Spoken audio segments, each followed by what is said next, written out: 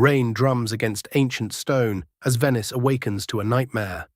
In the narrow Rio dei Miracoli, where carnival masks still dance in shop windows, gondolier Pietro Salvatore poles through the morning mist.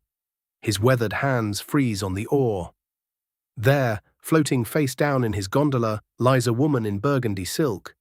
Her white carnival mask bobs like a fallen moon in the dark water. The masquerade ball at Palazzo Grimaldi ended hours ago, but for Isabella Moretti, the final dance has just begun.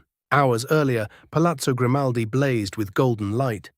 Venice's elite swirled through marble halls in their finest gowns and identical white masks, a tradition as old as the carnival itself. Isabella Moretti moved through the crowd like a queen among subjects, her burgundy dress a splash of blood against the sea of white silk. She whispered secrets to her business partner Antonio, laughed too loudly at the jokes of American art dealer Marcus Sterling, and pointedly ignored her sister Elena's desperate attempts at conversation. By midnight, champagne flowed like water, and no one noticed when the Queen slipped away into the Venetian night. Detective Marco Rossi arrives as dawn breaks over the canal. His experienced eyes take in the scene, the gondola rocking gently against stone steps, Isabella's mask now removed to reveal her peaceful face, her hands folded as if in prayer. But something troubles him. No water in her lungs, the medical examiner whispers. She was dead before she touched the canal. The burgundy gown shows no signs of struggle, no tears or stains, except for a single drop of red wine near the collar. In Venice, where secrets flow deeper than the canals themselves, Isabella Moretti has become the city's newest mystery.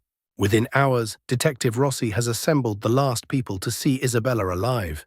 They sit in the palazzo's morning room as rain lashes the tall windows. Antonio Venetian nervously adjusting his cufflinks, Elena Rosso dabbing at red-rimmed eyes, Marcus Sterling checking his expensive watch with obvious impatience. The gondolier Pietro shifts uncomfortably in his chair, still wearing yesterday's striped shirt. Each claims to have left the ball alone.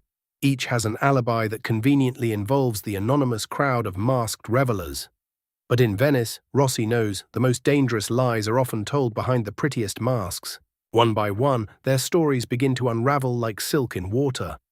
Antonio admits Isabella planned to force him from their gallery, claiming he'd been skimming profits for years. Elena confesses she begged her sister for money at the ball, only to be publicly humiliated and cut from the will that very night. Marcus reveals he'd been avoiding Isabella for weeks, ever since she'd begun asking uncomfortable questions about a Monet he'd sold her. Even Pietro, the simple gondolier, admits to a secret. He'd seen a figure in white climbing into his gondola near midnight, but in the darkness and rain, all masks look the same. The autopsy reveals Isabella's final secret: cyanide, swift and nearly tasteless when dissolved in champagne. But this is no crime of passion. Someone came prepared. Rossi's investigation leads him through Venice's shadowy antiquarian shops and private galleries, where he discovers Isabella's reputation for ruthless dealing. She'd destroyed careers, bankrupted rivals, and collected enemies like fine art. The poison, he learns, could have been obtained by anyone with the right connections.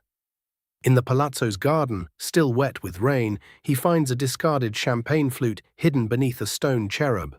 Evidence that someone wanted Isabella silenced forever.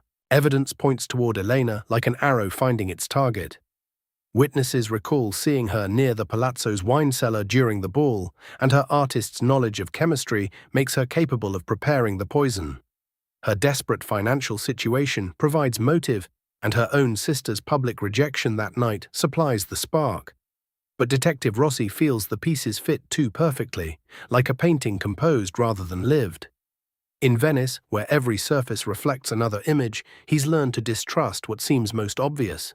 Still, the evidence builds against Elena like gathering storm clouds over the lagoon. As evening falls and rain continues its relentless drumming, Detective Rossi gathers the suspects once more in the palazzo's grand salon. Candles flicker in the growing darkness as he lays out his case against Elena. The room grows tense as thunder rolls across the lagoon.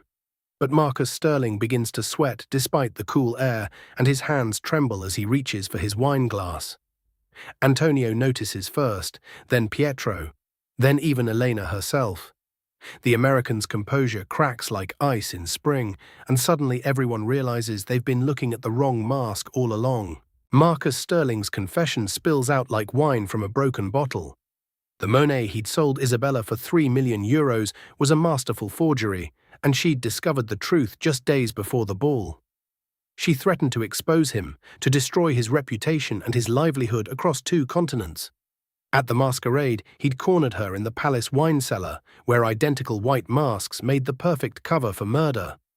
The cyanide, dissolved in her champagne, worked within minutes. He'd carried her unconscious body to Pietro's gondola, arranging her peacefully before the poison finished its work. In trying to frame Elena, he'd revealed his own guilt through his very desperation to deflect suspicion. Dawn breaks clear over Venice for the first time in days, the storm finally spent.